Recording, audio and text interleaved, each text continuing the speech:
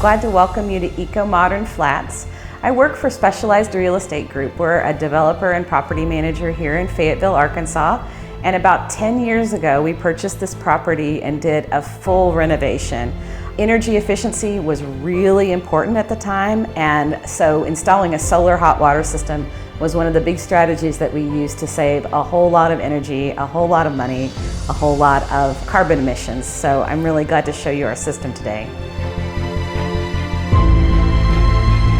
All the units here, there are 96 one-bedroom apartments, and they all have water that's heated by the sun. So this is a great illustration of how the system works. The sun comes here into the panel that's on top of each roof, and it heats up a glycol gel that's inside of this panel. And then there's a tiny little PV panel that generates just enough energy to run a pump.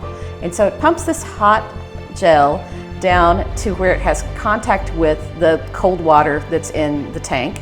It transfers the heat into that tank, and then it's pumped right back in. So it's a closed loop that is always circulating.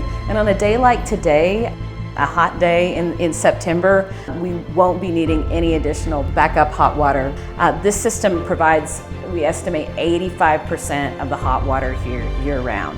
So it saves an enormous amount of energy.